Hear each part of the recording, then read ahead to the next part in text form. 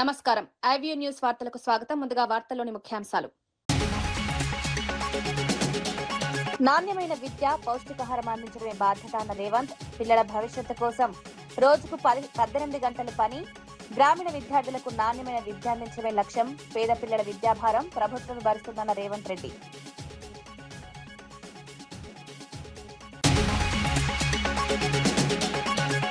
నిరుద్యోగులను చంద్రబాబు ప్రభుత్వం మోసం చేసిందన్న పుత్త.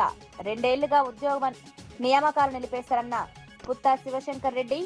ఉద్యోగాల భర్తీపై స్పష్టమైన షెడ్యూల్. నిరుద్యోగ భవిష్యత్తుతో ఆడుకోవద్దని సూచన.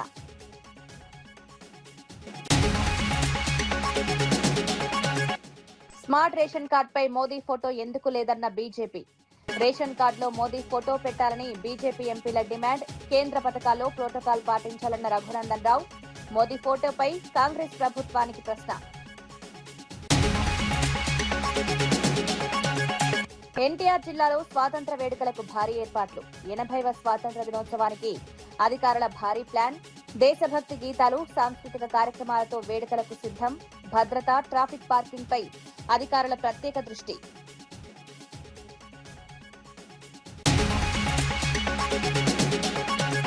రక్షణ బడ్జెట్ 7.85 లక్షల కోట్లకు చేరిందన్న రాజ్నాథ్. ఆయుధాల కొనుగోలు నిధులు 2.19 లక్షల కోట్లు.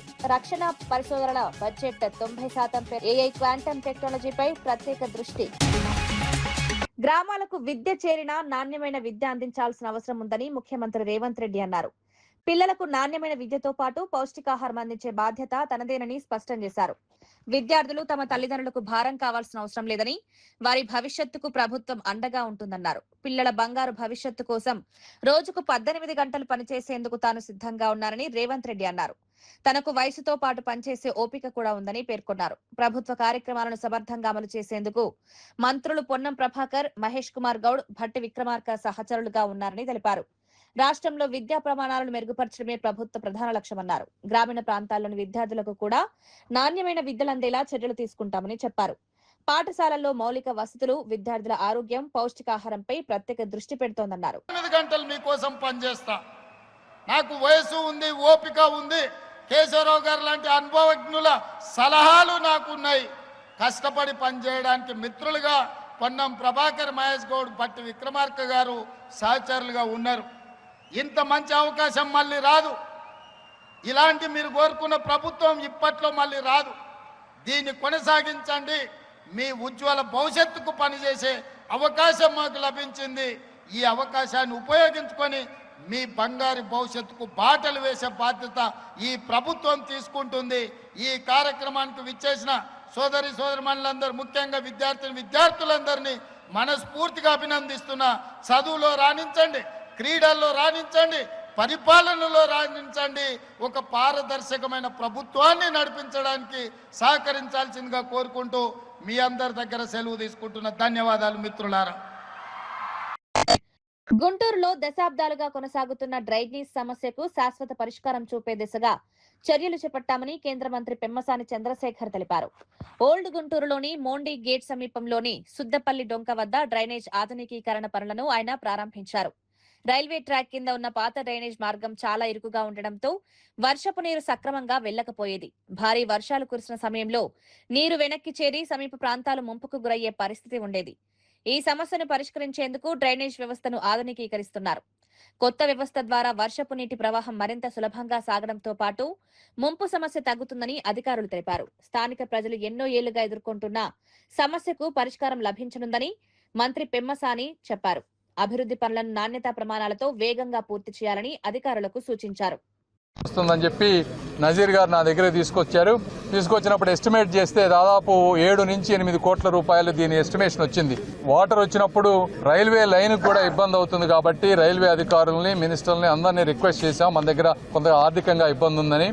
వాళ్ళందరూ సహకరించి రైల్వే అధికారులు అందరూ కూడా దీనికి దాదాపు 7 కోట్ల రూపాయలు శాంక్షన్ చేశారు. ఈ రోజున డిసెంబర్, జనవరి కల్లా ఇది కంప్లీట్ చేస్తే చాలా వరకు సమస్యలు ఈ ప్రాంతంలో డ్రైనేజ్ సమస్యలన్నీ వెళ్లిపోతాయి. ఎన్టీఆర్ జిల్లాలో 80వ స్వాతంత్ర దినోత్సవ వేడుకలను ఘనంగా నిర్వహించేందుకు అధికారులు అన్ని ఏర్పాట్లు పూర్తి చేశారు. జాతీయ పండుగను దేశభక్తి, జాతీయ సమైక్యత ప్రతిబింబించేలా నిర్వహించేందుకు ప్రత్యేక ప్రణాళిక రూపొందించారు. వేడుకలకు వచ్చే ప్రజలకు ఎలాంటి ఇబ్బందులు కలగకుండా అవసరమైన ఏర్పాట్లు చేపట్టారు. వేదిక, జాతీయ జెండా ఆవిష్కరణ ప్రాంతం, సాంస్కృతిక కార్యక్రమాల కోసం ఏర్పాట్లు పూర్తి చేశారు. భద్రతా చర్యలను కూడా అధికారులు పర్యవేక్షిస్తున్నారు.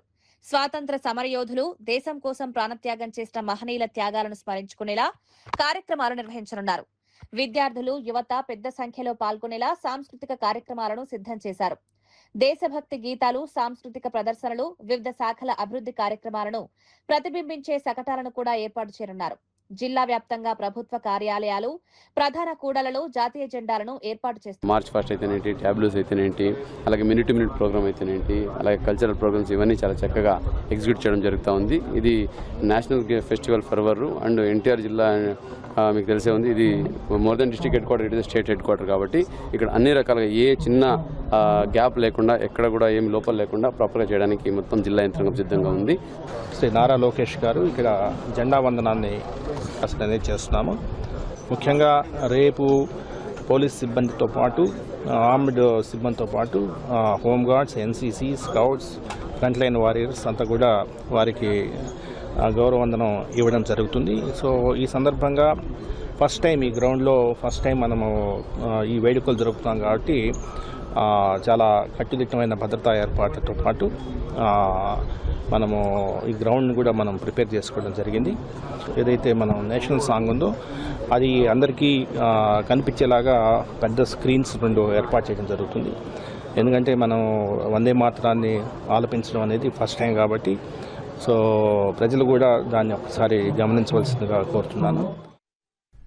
తెలంగాణ ప్రభుత్వం కొత్తగా ప్రవేశపెట్టిన స్మార్ట్ రేషన్ కార్డులపై ప్రధానమంత్రి నరేంద్ర మోదీ ఫోటో లేకపోవడంపై బీజేపీ ఎంపీలు అభ్యంతరం వ్యక్తం చేశారు. బీజేపీ ఎంపీ రఘునందన్ రావు ముఖ్యమంత్రి ఫోటోను స్మార్ట్ రేషన్ కార్డుపై ఉంచి ప్రధాని మోదీ ఫోటోను ఎందుకు పెట్టలేదని హెచ్చరించారు. కొత్త రేషన్ కార్డుల పంపిణీపై తమకు ఎలాంటి అభ్యంతరం లేదని, అయితే కేంద్ర ప్రభుత్వానికి సంబంధించిన పథకాల అమలులో ప్రధానమంత్రి ఫోటో ఉండాల్సిన అవసరం ఉందన్నారు.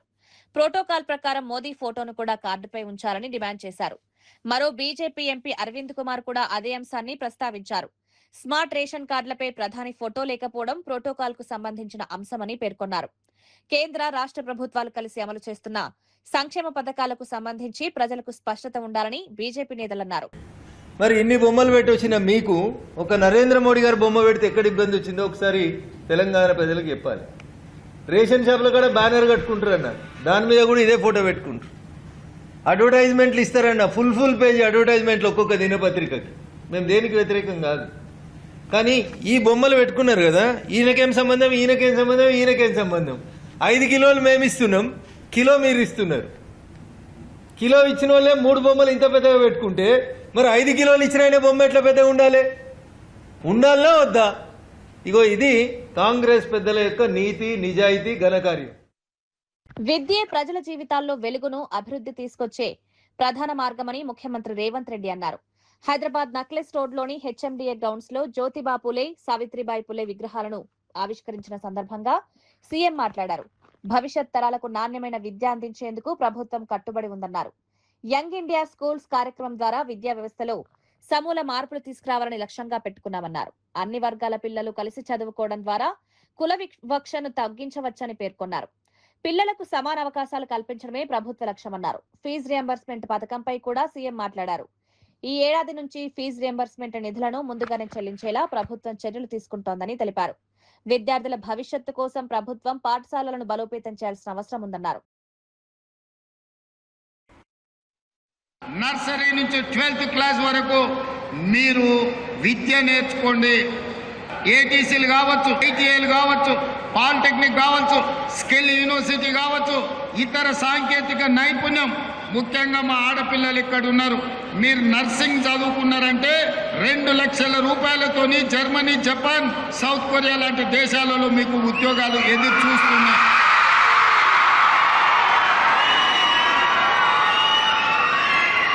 డాక్టర్లు, లాయర్లు, ఇంజనీర్లతో పాటు సాంకేతిక నైపుణ్యాన్ని నేర్చుకోండి. ఐఏఎస్లు, ఐపీఎస్లతో పాటు సాంకేతిక నైపుణ్యం నేర్చుకోండి. ఈరోజు మన ప్రభుత్వం సాంకేతిక నైపుణ్యం కోసం సంపూర్ణమైన అవగాహనతో ముందుకు వెళ్తున్నది. నిషేధిత జాబితా నుంచి భూములను తొలగిస్తామని ముఖ్యమంత్రి రేవంత్ రెడ్డి చెప్తున్నారని మాజీ మంత్రి ఎమ్మెల్యే తలసాని శ్రీనివాస్ యాదవ్ విమర్శించారు. అసలు భూములను 22A నిషేధిత జాబితాలో పెట్టామని ఎవరు ఆదేశించారని ప్రశ్నించారు. 22A జాబితాలో భూములను చేర్చి 30 నుంచి 40% వరకు కమిషన్ డిమాండ్ చేస్తున్నారని తలసాని ఆరోపించారు. ఈ వ్యవహారంలో సంబంధమున్న వ్యక్తుల జాబితాను త్వరలో బయట పెడతామని హెచ్చరించారు. భూముల విషయంలో ప్రభుత్వం పారదర్శకంగా వ్యవహరించాలని డిమాండ్ చేశారు. నిషేధిత జాబితాలోకి భూములను చేర్చడం, ఆ తర్వాత తొలగించేందుకు డబ్బులు డిమాండ్ చేస్తున్నారని ఆరోపణలపై సమగ్ర విచారణ జరపాలని కోరారు. రైతులు, భూ యజమానులు అనేక ఇబ్బందులు ఎదుర్కొంటున్నారన్నారు. తమ భూములు రికార్డుల్లో ఉన్నప్పటికీ నిషేధిత జాబితాలో చేరడంతో లావాదేవీలు నిలిచిపోతున్నాయని పేర్కొన్నారు. భూముల సమస్యలను పరిష్కరించాల్సిన ప్రభుత్వం కొత్త సమస్యలు సృష్టించకూడదని సూచించారు. గేటెడ్ కమ్యూనిటీ కావచ్చు, కమర్షియల్ కావచ్చు, అన్ని దీంట్లో పేదవాళ్ళు ఉండేటువంటి ఇండ్లను కూడా నిషేధిత జాబితాలో పెట్టి ముఖ్యమంత్రి గారికి నేను ఏం తెలియనట్టు నాది పూచి అంటాడు. అంటే ఇదే కలెక్టరేట్లల్లా ఎవరిని కలవమంటారు మీకు తెలియదా? 30%, 40% డిమాండ్ చేసి తీసుకుంటుంది మీకు తెలియదా? తెలియకపోతే త్వరలోనే ఎవరెవరు తీసుకున్నారో ఆ లిస్టు కూడా బయట పెడతాం. అమాయకంగా రెండోది ఏంటంటే చట్టాలు కానివ్వండి, న్యాయస్థానాలు కానివ్వండి, మీకు ఈ దేశంలో న్యాయస్థానాలు చట్టాలు ఉన్నాయనేటువంటిది మర్చిపోయినరా? హైడ్రా మొన్న ఇష్టం ఉన్నట్టు చేస్తే చట్టం ఏం చేసింది తెలుసు కదా. రేపు ఇది కూడా అదే జరుగుతుంది. అంటే ఒక రాష్ట్ర ప్రభుత్వానికి ఉన్నలేని భూములన్నీ 22A పెట్టే అధికారం ఎవరిచ్చారు మీకు? అంటే ఒక పేదవాడు, ఒక రైతు, లేకపోతే ఎవరన్నా వ్యాపారం చేసుకునే వాళ్ళు సొంతంగా వాళ్ళ డబ్బులతో కొన్నటువంటి భూములు, తండ్రులు తాతలు పరంపరగా వచ్చినటువంటి ఆస్తులని మీరు 22A పెట్టి మీరు నెగోషియేషన్ చేస్తారా? 30-40% డిమాండ్ చేసి మీ ఇష్టం ఉన్నట్టు దోపిడీ చేస్తే అంటే చూస్తూ ఊరుకుంటారు అనుకుంటారా? ఇదొకటి. ఇంకోటి చెప్పి ఆయన బీసీల పార్టీగా చెప్పుకుంటున్న టీడీపీ కూటమి ప్రభుత్వం బీసీ నాయకులపై కుట్రపూరితంగా అక్రమ కేసులు పెడుతోందని YCP BC cell working president Ramesh Goud ఆరోపించారు. బీసీలకు వైఎస్ జగన్ అండగా ఉన్నారనే కారణంతో వారిని రాజకీయంగా దెబ్బతీయాలని ప్రభుత్వం ప్రయత్నిస్తోందని విమర్శించారు. బీసీ నాయకులను లక్ష్యంగా చేసుకుని కేసులు పెట్టడం ద్వారా రాజకీయ లబ్ధి పొందాలని కూటమి ప్రభుత్వం చూస్తోందన్నారు. ప్రభుత్వ బెదిరింపులకు బీసీలు భయపడబోరని రమేష్ గౌడ్ స్పష్టం చేశారు. బీసీలంతా ఒక్కతాటిపైకి వచ్చి జగన్ వెంట నిలిచారని తెలిపారు. బీసీ వర్గాలకు రాజకీయంగా, సామాజికంగా మరింత ప్రాధాన్యం కల్పించాల్సిన అవసరం ఉందన్నారు. బీసీలపై కేసు పెట్టడం వారి గొంతును అణచివేయలేనని పేర్కొన్నారు. ప్రభుత్వం తన విధానాలను మార్చుకోవాలని సూచించారు. బీసీలకు ఇచ్చిన హామీలను అమలు చేయాలని డిమాండ్ చేశారు. తన పార్టీకి సంబంధించినటువంటి ఒక వ్యక్తి తన భార్య బట్టలు చించి సభ్య సమాజం తలదించుకునే విధంగా మహిళా సమాజం కూడా తలెత్తుకోలేనటువంటి పరిస్థితులు తీసుకొని వచ్చి తిరిగి మా ఎమ్మెల్యే గారి పైన కేసులు పెట్టడం. మరొక సందర్భంలో సీదిరి అప్పులరాజు గారు, ఆయన ఒక మాజీ మంత్రి, మస్తిగారి కుటుంబానికి సంబంధించినటువంటి ఒక గొప్ప వ్యక్తి, ఒక డాక్టరు. ఒక్కటంటే ఒకటి ఆధారమైన ఉందా? ఒక వీడియో విజువల్స్ ఉన్నాయా? కనీసం వాళ్ళ ఇంటి మీదకి పోయినటువంటి ఎవిడెన్స్లు ఉన్నాయా? కేవలం కల్పిత కథలు, అబద్ధాలు. ఏ విధంగా బీసీలను దెబ్బతీయాలా, తద్వారా రాజకీయ లబ్ధి పొందాలా, కేవలం జగన్మోహన్ రెడ్డి గారి పైన ఉన్నటువంటి కచ్చి తీర్చుకోవాలా. బీసీల పార్టీ అని చెప్పుకుంటూ బీసీలకు నిరంతరం పెన్నుపోటు పొడచడమేనా? అదే ఒకసారి ఆలోచించండి. ఈ రాష్ట్రంలో ఉన్నటువంటి బీసీలు అందరూ కూడా ఆలోచించడం విజ్ఞప్తి చేస్తా ఉన్నాం మేము. శ్రీకాకుళం నుంచి మొదలుకుంటే అనంతపురం జిల్లా వరకు పెద్ద ఎత్తున బీసీల నాయకత్వాన్ని తన స్వార్థం కోసం, తన స్వలాభం కోసం, తన రాజకీయం కోసం వెన్నుపోటు పొడుస్తున్నటువంటి చంద్రబాబు నాయుడు గారు. ఒక్కటైతే సూటిగా చెప్తా ఉన్నాం చంద్రబాబు నాయుడు గారికి, మీరు ఇంత పెద్ద ఎత్తున బీసీలపైన దాడులకు, దౌర్జన్యాలకు, కేసులకు తెగబడుతున్నారు కదా. ఎక్కడైనా కానీ, ఎవరైనా కానీ కేసులు బనాయించుకున్నటువంటి వాళ్ళు మీకు భయపడినటువంటి పరిస్థితి కానీ, వెనకడుగు వేసినటువంటి పరిస్థితి కానీ. తెలంగాణ ప్రభుత్వం ప్రతికూల వార్తలు రాసే మీడియా సంస్థలను బెదిరిస్తోందని బీఆర్ఎస్ జనరల్ సెక్రటరీ ఆరోపించారు.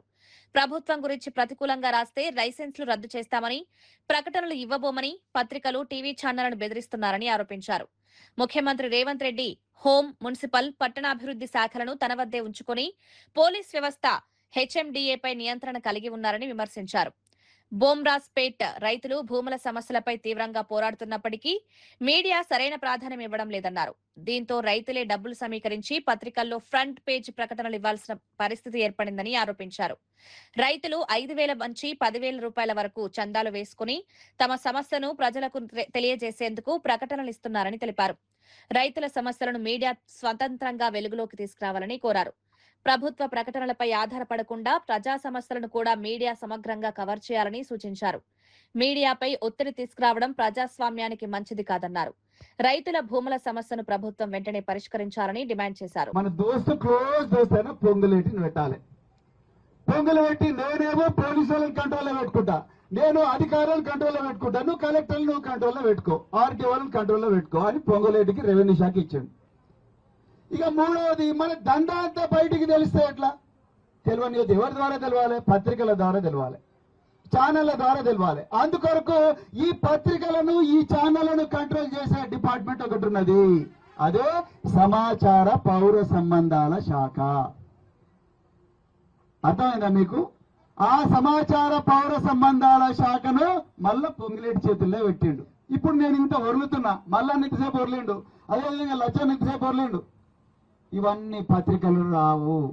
ఓపెన్ చెప్తున్నా, ఒక నమస్తే తెలంగాణలో వస్తాయి, తెలంగాణ టుడేలో వస్తాయి, తెలంగాణ న్యూస్లో వస్తాయి, టీ న్యూస్లో వస్తాయి, వేరే దాంట్లో రానియరు. ఇక ఎందుకు రానియరు?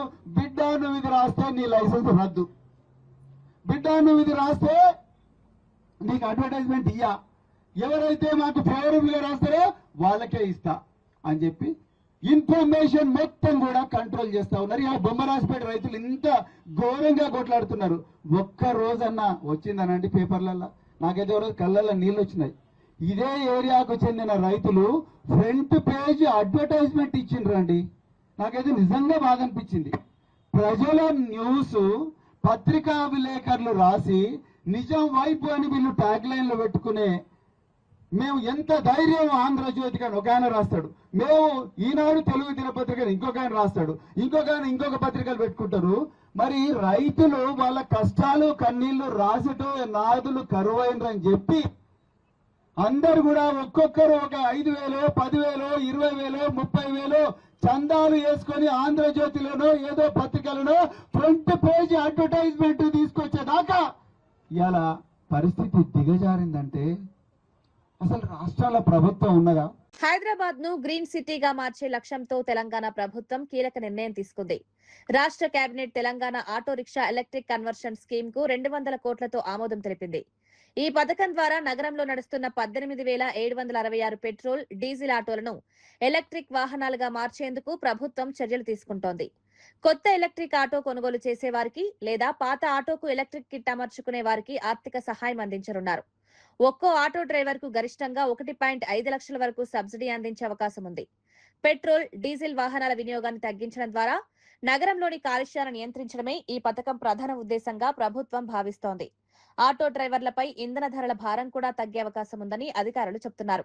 ఎలక్ట్రిక్ వాహనాల వినియోగం పెరిగితే గాలి నాణ్యత మెరుగుపడడంతో పాటు పర్యావరణ పరిరక్షణకు తోడ్పడుతుందని ప్రభుత్వం పేర్కొంది. పాత ఆటోలను ఎలక్ట్రిక్ గా మార్చుకునే అవకాశం ఇవ్వడం ద్వారా డ్రైవర్లకు అదనపు భారం లేకుండా చర్యలు చేయడం కోసమని ప్రతి ఆటోకి ఒక వ్యక్తి, ఒక కుటుంబానికి ఒక ఆటో ఏదైతే ఉంటుందో ఒక ఆటోకి 1,50,000 రూపాయల సబ్సిడీ ఇచ్చి ఏదైతే ఆ అవుట్డేటెడ్ ఆటోలు ఏవైతే వాటితో కాలుష్యం అవుతుందో ఆ కాలుష్యం కాకుండా ఉండే విధంగా ఎలక్ట్రికల్ మోటార్స్ ని ఇతరత్రా ఏర్పాటు చేయడం, ఎలక్ట్రికల్ కన్వర్షన్ స్కీమ్ ని ఏర్పాటు చేయడం కోసం ప్రతి ఆటోకి 1,50,000 రూపాయలు సబ్సిడీని ఇవ్వాలని కూడా ఈరోజు రాష్ట్ర ప్రభుత్వం నిర్ణయం తీసుకోవడం జరిగింది ఇప్పుడు జరిగిన కేబినెట్ లో.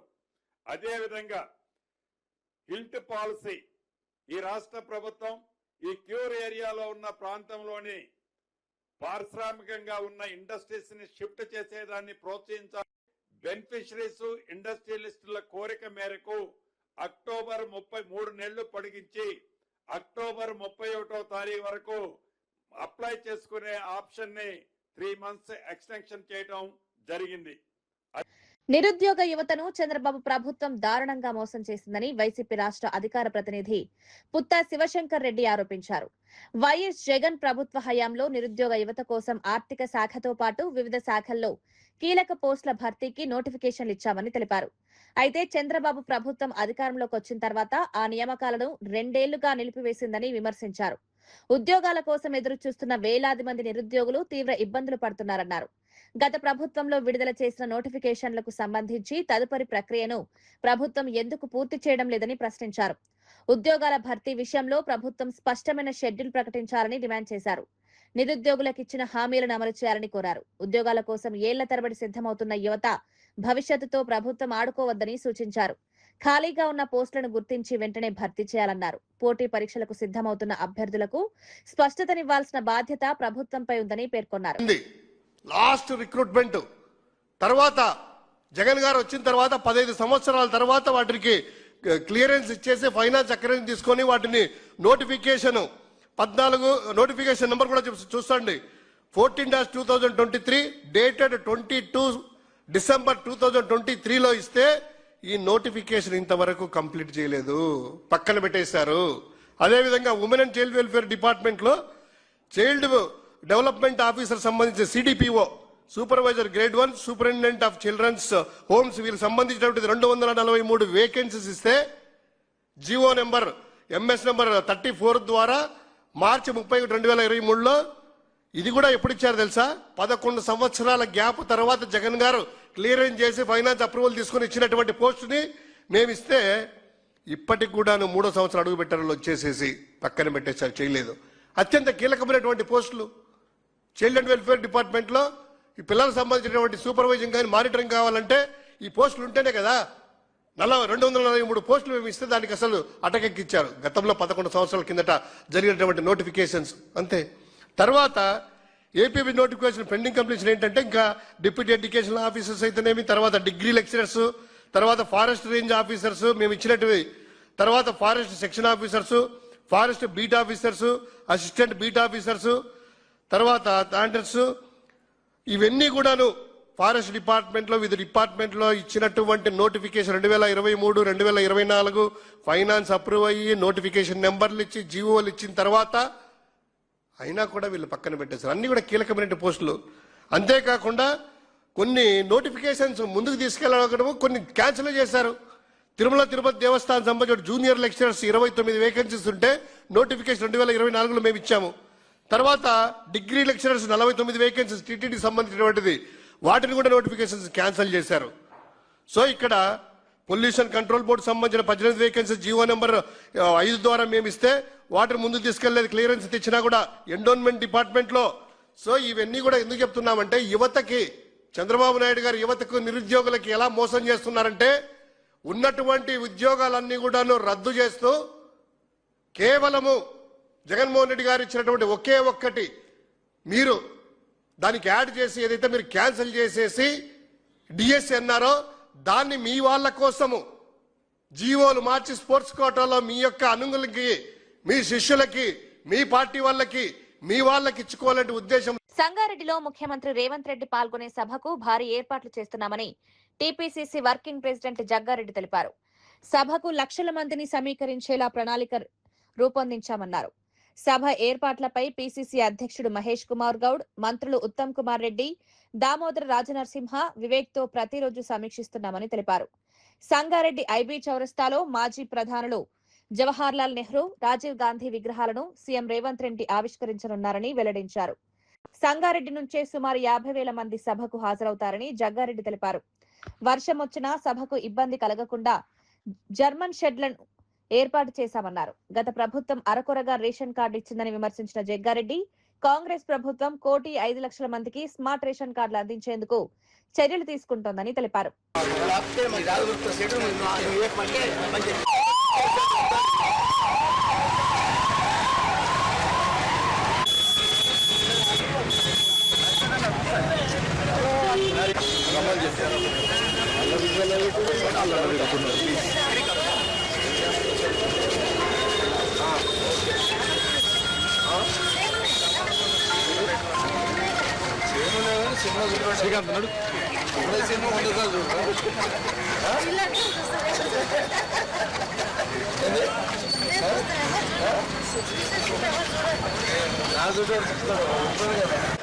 ఎల్లుండి కట్టేస్తాను ఇప్పుడు అడిగేం చేస్తున్నాయి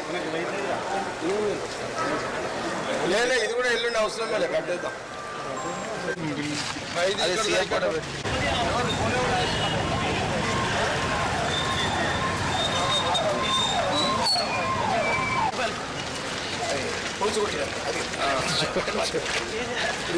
ఇదేది ఇదేంది ఇది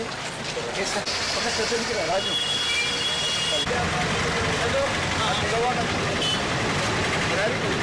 ఉత్తరాతో మాట్లాడుతున్నా అంతే ఇప్పుడు ఇది వచ్చింది ఆ బోర్డు అవును 29 పక్కకు వచ్చింది వచ్చింది ఇప్పుడు అది తీసేసి అర్థమైంది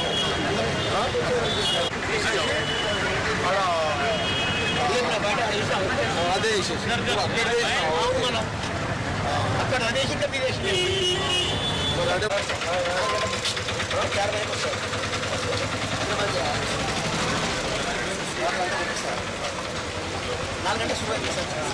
జెండాలు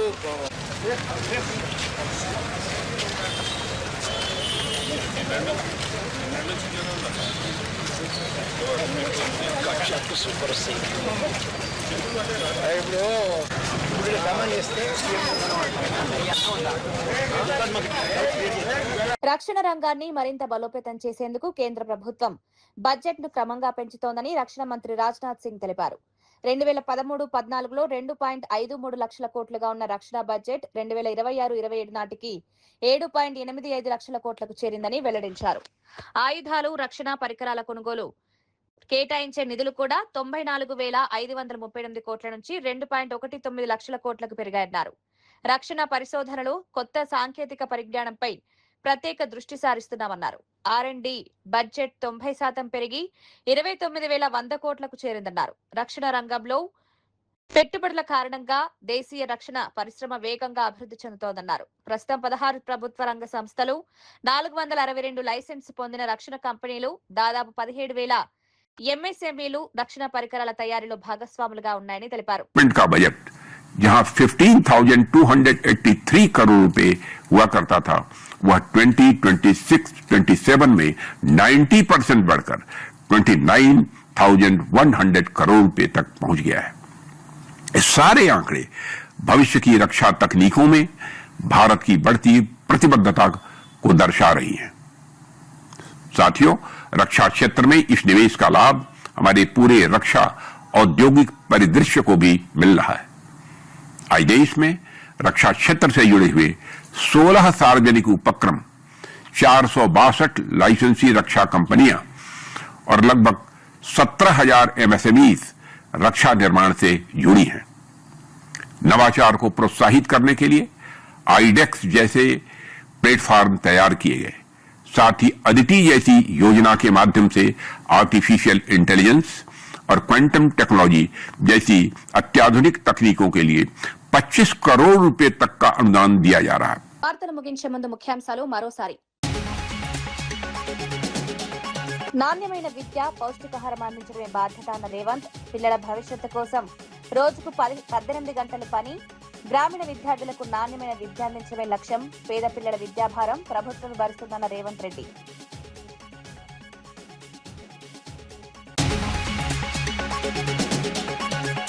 నిరుద్యోగులను చంద్రబాబు ప్రభుత్వం మోసం చేసిందన్న పుత్త. 2 ఏళ్లుగా ఉద్యోగ నియామకాలు నిలిపేశారన్న పుత్త శివశంకర్ రెడ్డి. ఉద్యోగాల భర్తీపై స్పష్టమైన షెడ్యూల్, నిరుద్యోగ భవిష్యత్తుతో ఆడుకోవద్దని సూచన.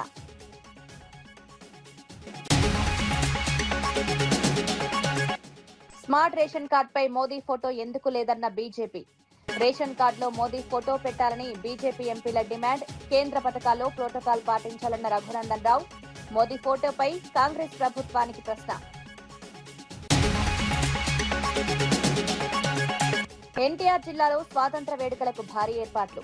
80వ స్వాతంత్ర దినోత్సవానికి అధికారుల భారీ ప్లాన్. దేశభక్తి గీతాలు, సాంస్కృతిక కార్యక్రమాలతో వేడుకలకు సిద్ధం. భద్రత, ట్రాఫిక్ పార్కింగ్ పై అధికారుల ప్రత్యేక దృష్టి.